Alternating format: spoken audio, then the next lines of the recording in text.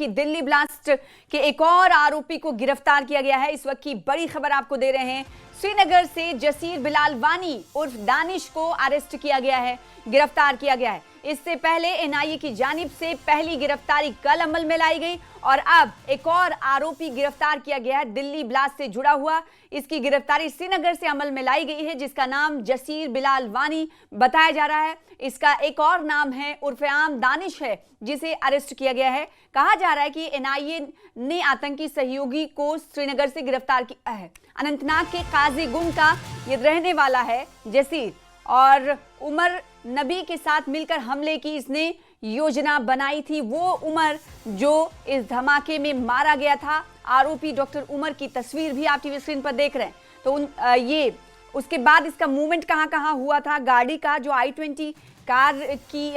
जो मूवमेंट देखी गई थी वो उसकी तस्वीर आप टीवी स्क्रीन पर देख रहे हैं। बड़ी जानकारी, बड़ी अपडेट ये है कि दिल्ली ब्लास्ट मामले पर एक और गिरफ्तारी अमल में लाई गई है और ये गिरफ्तारी श्रीनगर से की गई है, लेकिन जिसे गिरफ्तार किया गया है, जिस शख्स को, वो अनंतनाग के काजीगुंड का रहने वाला है।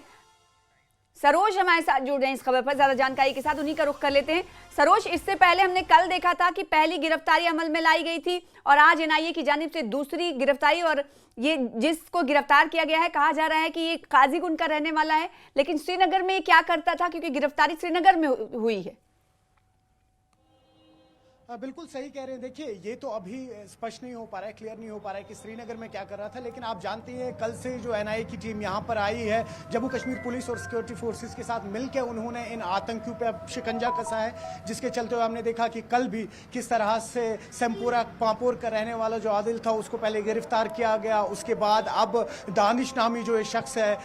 जासिब जिसका उर्फ दानिश है, इसको पकड़ा गया है और जो ऑफिशियल प्रेस रिलीज है एनआईए का, उसमें इसको एज अ को कॉन्स्पिरेटर कहा जा रहा है, जो दिल्ली में आतंकी हमला हुआ था जिसमें 10 लोग गुजर गए थे। देखिए, साथ ही साथ एक बहुत इंपॉर्टेंट इनपुट है जो एनआईए की प्रेस रिलीज में है, वो ये है कि ये शख्स जो है ये मॉडिफाइड ड्रोन्स बना रहा था और साथ ही साथ हेवी ड्यूटी रॉकेट लॉन्चर्स भी ये इस वक्त बना रहा था, जो इनको दिल्ली में इस्तेमाल करने थे और मुख्तलिफ जगहों पर इस्तेमाल करने थे। तो देखिए, अगर इस वक्त कुल मिला के बात की जाए, लगातार छापा मारी जा रही है। आपने भी देखा है करीबन 300 से ज्यादा लोगों को अक्रॉस जम्मू एंड कश्मीर उठाया गया है इस वक्त पूछताछ के लिए, जिसमें से जो लोग भी इस कंस्पिरेसी में इन्वॉल्व थे उनको बख्शा नहीं जाएगा। और साथ ही साथ आपको एक इंपॉर्टेंट इनपुट यहां पे और देना चाहूंगा सना, कि आज ही सुबह यहां पर, हालांकि अभी एनआईए ने उन्हें गिरफ्तार नहीं किया है, लेकिन जम्मू कश्मीर पुलिस की तरफ से भी कई सारी जगहों पर जब छापामारी हुई है, 2 जगहों से आज और 2 कश्मीरियों को यहां पर फिलहाल हिरासत में लिया गया है पूछताछ के लिए, मगर जम्मू कश्मीर पुलिस की तरफ से, एनआईए की तरफ से नहीं।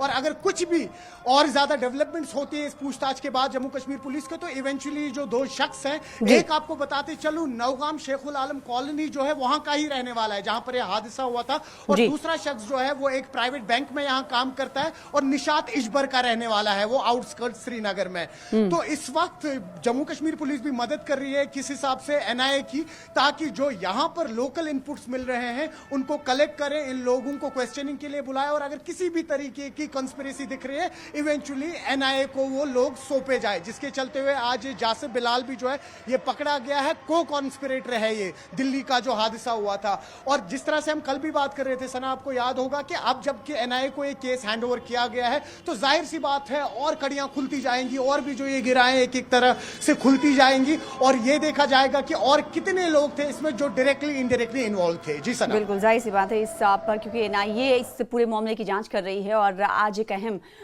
गिरफ्तारी अमल में लाई गई है जो दूसरे आरोपी के तौर पर सरोज इसे समझा जा सकता है। क्या इसके बैकग्राउंड के हवाले से कुछ जानकारी मिल पा रही है कि उमर से इसका क्या ताल्लुक था और साथ ही साथ ये कितने दिनों से श्रीनगर में रह रहा था, एग्जैक्टली काजीगुंड का रहने वाला है, और क्या कुछ जानकारियां, क्योंकि देखिए क्योंकि ये मामला काफी सेंसिटिव है, तो इसको लेकर ज्यादा जानकारी तो नहीं निकल सकती, बाहर नहीं आ सकती, लेकिन फिर भी ये इसके हवाले से कुछ और जानकारी है? जी जी बिल्कुल बिल्कुल सना, देखिए ये तो अभी एग्जैक्ट पता नहीं है कि क्या रीज़न रहा कि इसको श्रीनगर से यहाँ पर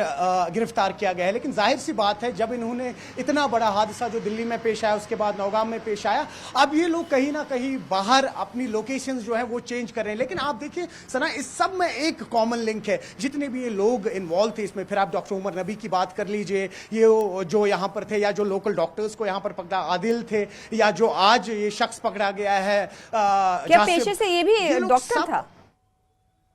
मोस्टली सब साउथ कश्मीर के रहने वाले हैं मोस्टली, और ये बिल्कुल आसपास के इलाके हैं। जैसे उमर पुलवामा से था, वैसे ही आप देखेंगे काजीगुंड का इलाका, तो ये सारे साउथ कश्मीर के थे। और ये जो जितने भी इलाके हैं और जितने भी डॉक्टर्स का नाम आया है, मोस्टली साउथ कश्मीर से ही थे।